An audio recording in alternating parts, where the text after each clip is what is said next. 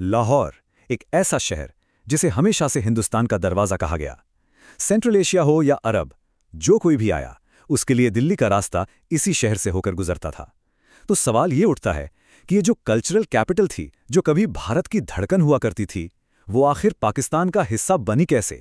पंजाब की एक बहुत मशहूर कहावत है, जिनने लाहौर नहीं देखा वो जन्मिया ही नहीं।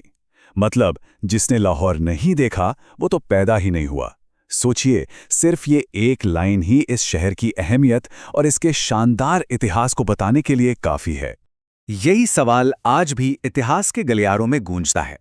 तो चलिए आज इसी ऐतिहासिक पहेली को सुलझाने की कोशिश करते हैं और समझते हैं कि आखिर उस समय हुआ क्या था। सबसे पहले उन वजहों पर नजर डालते हैं जिनके चलते उस वक्त लगभग हर किसी को यही लग रहा था कि लाहौर तो भारत का ही हिस्सा बनेगा। और ये सिर्फ कहने सुनने की बातें नहीं थीं, इसके पीछे ठोस आंकड़े थे।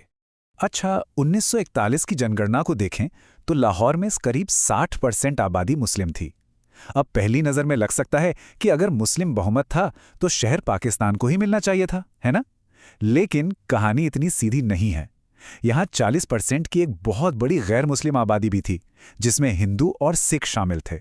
अब ये जो आंकड़ा स्क्रीन पर दिख रहा है, ये 80%, ये पूरी कहानी को पलट कर रख देता है। पता ये क्या है? ये लाहौर में गैर मुस्लिमों के पास जो प्रॉपर्टी थी उसका प्रतिशत है। तो इस स्लाइड को जरा ध्यान से देखिए। 60% मुस्लिम आबादी के पास शहर की सिर्फ 20% प्रॉपर्टी थी, जबकि 40% गैर मुस्लिम आबादी 80% प्रॉपर्टी की मालिक थी।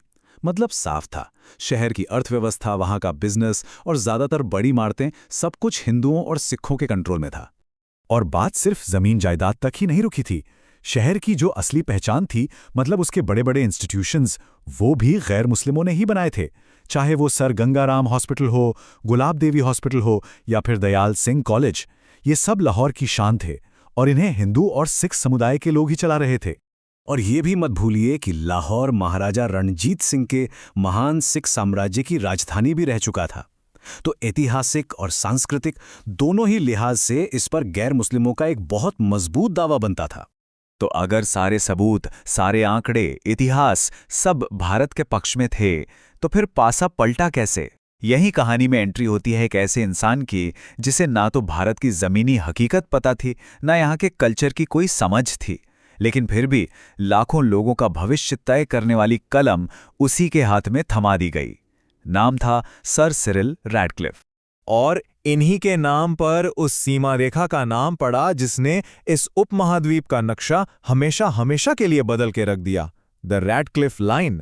जरा सोचिए, एक ऐसा इंसान जो पहले कभी भारत आया तक नहीं था, जिसे यहाँ के कल्चर की जरा भी समझ नहीं थी, उसे सिर्फ कुछ हफ्तों के अंदर 2 देश बनाने जैसा भारी भरकम काम सौंप दिया गया।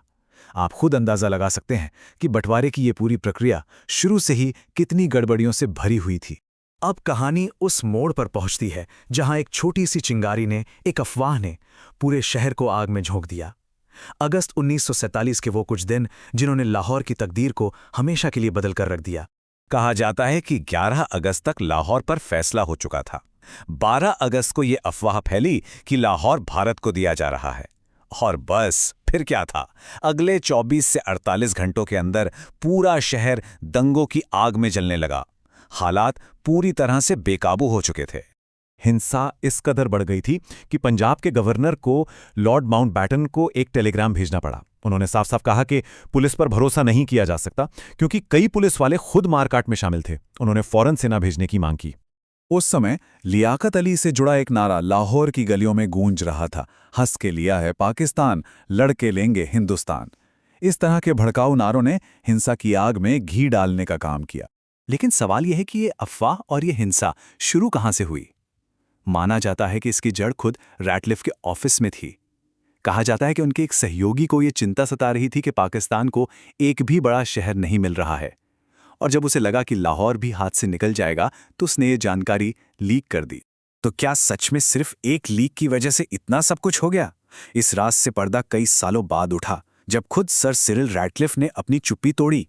जाने माने पत्रकार कुलदीप नैयर ने सालों बाद रैडक्लिफ से मुलाकात की, और उसी मुलाकात में रैडक्लिफ ने उस राज से पर्दा उठाया जिसका जवाब पूरी दुनिया जानना चाहती थी। रैडक्लिफ ने ये बात मानी कि उन्हें बताया गया था कि लाहौर एक तरह से हिंदुओं का शहर है और ज़्यादातर प्रॉपर्टी भी उन्हीं की है। लेकिन उनके पास वक्त की बहुत कमी थी, भारत के बारे में उन्हें ज़ीरो जानकारी थी और सबसे बढ़कर उन पर यह दबाव था कि पाकिस्तान के हिस्से में एक भी बड़ा शहर नहीं आया है। कुलदीप नैयर को दिए इंटरव्यू में उन्होंने साफ साफ कहा, जो पाकिस्तान मुझसे नाराज है उसे तो खुश होना चाहिए कि मैंने भारत से लेकर उन्हें लाहौर दे दिया। ये एक तरह का पॉलिटिकल बैलेंस करने की कोशिश थी, जहां आंकड़ों और हकीकत को नजरअंदाज कर पॉलिटिकल जरूरतों को पूरा किया गया। इस एक फैसले का अंजाम बहुत भयानक हुआ। लाहौर की पूरी हिंदू और सिख आबादी को अपना सब कुछ छोड़कर भारत आना पड़ा। यही नहीं, फिरोजपुर और गुरदासपुर जैसे शहरों को लेकर भी कंफ्यूजन फैलाया गया, जिससे वहां भी हिंसा भड़की। यह बंटवारे का एक ऐसा जख्म था जो शायद आज तक नहीं भर पाया है। तो आखिर इसे क्या कहा जाए? एक ऐतिहासिक भूल जिसे टाला जा सकता था, या फिर उस समय की एक राजनीतिक मजबूरी? लाहौर का सवाल बंटवारे के इतिहास का शायद सबसे मुश्किल और दर्दनाक अध्याय है, जिसका जवाब आज भी इतिहास के पन्नों में तलाशा जाता है।